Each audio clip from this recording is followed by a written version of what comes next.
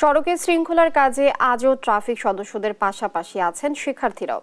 এ নিয়ে আরো জানাতে রাজধানীর বাড্ডা থেকে যুক্ত হচ্ছেন সহকর্মী নিয়াজ মোরশেদ। নিয়াজ, আপনি নিশ্চয়ই শুনছেন।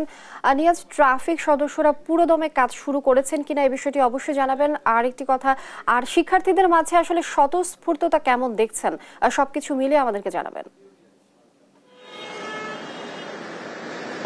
ধন্যবাদ। যেমনটি আসলে শুনতে চেয়েছিলেন, আসলে আপনার গত 5ই আগস্ট যে স্বৈরাচার সরকার পতন হয়েছে, শিক্ষার্থীদের আন্দোলনের ফসল এটি, এবং এরপর থেকে কিন্তু আসলে আপনার যে ট্রাফিক ব্যবস্থাপনা কিন্তু একেবারেই ভেঙে পড়ে।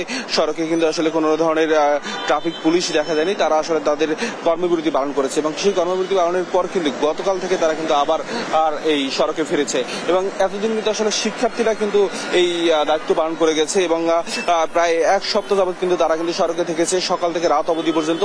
এবং তারা কিন্তু আপনার কোন রকম প্রশিক্ষণ ছাড়াই আসলে তারা দায়িত্ব পালন করে গেছে এই সড়কের শৃঙ্খলা নিয়ন্ত্রণে। আপনাকে একটু বলে রাখি যে গতকাল থেকে যে ট্রাফিক পুলিশ যারা রয়েছেন তারা আসলে সড়কে ফিরেছেন এবং তারা তাদের শিক্ষার্থীদের পাশাপাশি তারা দায়িত্ব পালন করেছেন।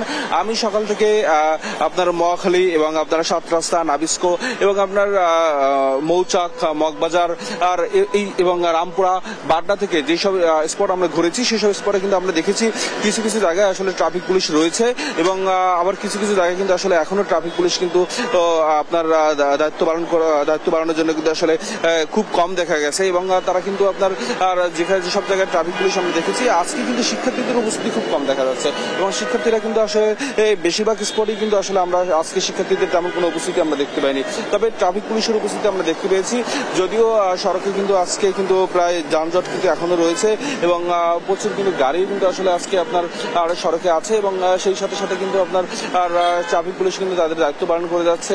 আর একটা বিষয় হলো আপনার শিক্ষার্থীরা কয়েকটা স্পটে শুধুমাত্র আমরা পেয়েছি, তবে আজকে বেশিরভাগ স্পটেই শিক্ষার্থীদের আমরা পাইনি এবং সেই সাথে আমরা কিন্তু গতকাল শুনেছিলাম যে আসলে আপনার ট্রাফিক পুলিশ কিন্তু শিক্ষার্থীদের সাথে নিয়েই কাজ করতে চায় এবং যেসব সংস্কার